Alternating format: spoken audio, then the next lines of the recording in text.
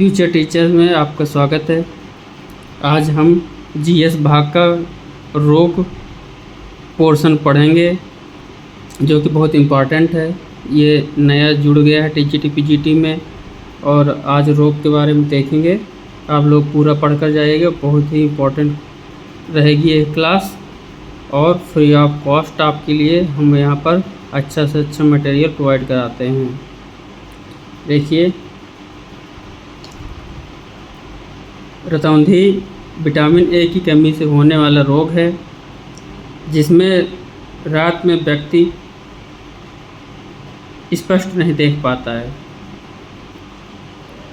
Haemophilia एक आनुवंशिक लिंग संलग्न रोग है।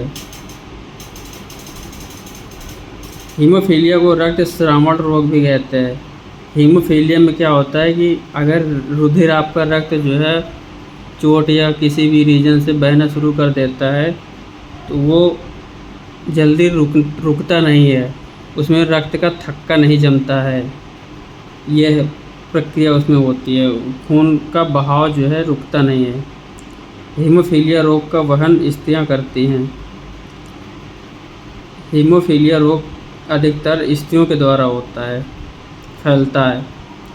वर्णांतर में रोगी को लाल एवं हरा रंग पहचानने की क्षमता नहीं होती है।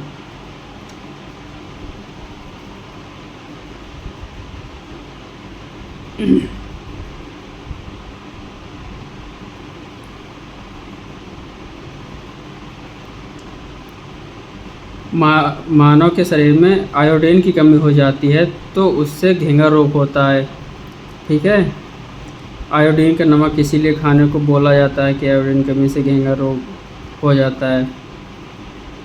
ये चीज़ें हैं, आपको रोग से ज़रूर क्वेश्चन आता है। अभी जीआईसी में भी आया था, पीलिया आया था, वर्णांधता आया था, ये चीज़ें हैं। तो रोग नामक जो भाग है इसको आप इग्नोर नहीं कर सकते हैं। कुष्ठ रोग जो होता है वो जीवाणुओं के कारण होता है और कुष्ठ रोग एक संक्रामक बीमारी है। विटामिन डी की कमी से बच्चों में रिकेट्स रोग होता है।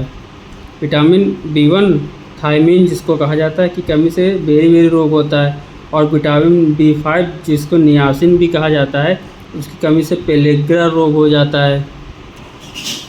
विटामिन के की कमी से रक्त का थक्का नहीं बनता है। मलेरिया की वाहक मादा एनोफिलीज मच्छर होती हैं।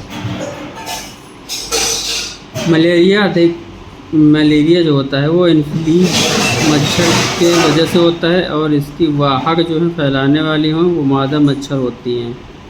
मलेरिया में लाल रक्त कणिकाएँ जो होती हैं वो नष्ट हो जाती हैं, ख़त्म हो जाती हैं और तथा रुधिर की कमी हो जाती है। आपका जो होता है खून कम हो जाता है शरीर में और लाल रक्त की कणिकाएँ जो होती हैं वो नष्ट हो जाती हैं। ठीक है, किसमें? मलेरिया में।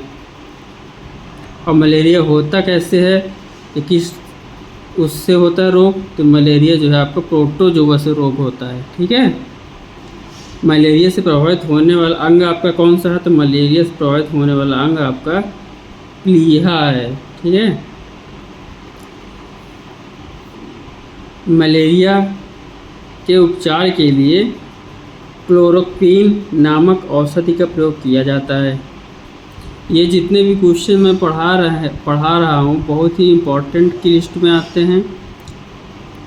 आपको इन सभी क्वेश्चंस को नोट करते जाना है और इनको बार बार रिवीजन करना है जिससे आपका एग्ज़ाम में आने वाला एक भी क्वेश्चन छूटे ना और सब सही हो जाए।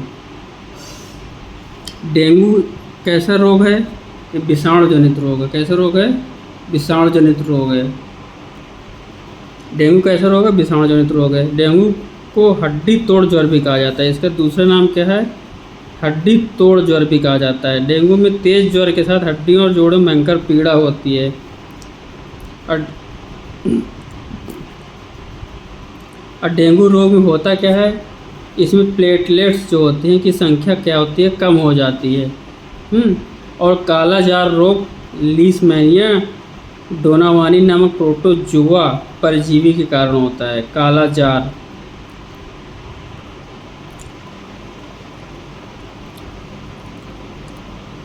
बच्चों को जो डिप्थीरिया का टीका होता है काली खांसी के टिटनेस का रोग प्रतिरक्षीकरण के लिए दिया जाता है, रोगों से बचाव के लिए, रोगों से रक्षा के लिए। जो आपका फाइलेरिया रोग होता है, ये फाइलेरिया बैंक्रोफ्टाई नामक कृमि से होता है, ठीक है, बैंक्रोफ्टाई। इस क्रम का संचारण जो होता है, फैलाव जो होता है, किस वजह से फैलता है? क्यूलेक्स मच्छरों के काटने की वजह से। दंश का मतलब क्या हो गया? काटना, उसकी वजह से फैलता है।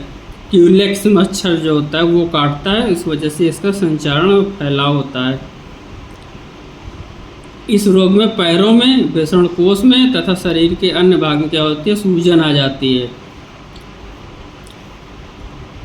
ये किसके बारे में बोला जा रहा है? फाइलेरिया के बारे में बोला जा रहा है। इसका अन्य नाम क्या है? इसका अन्य नाम आपका हाथी पाँव भी है, ठीक है, हाथी पाँव।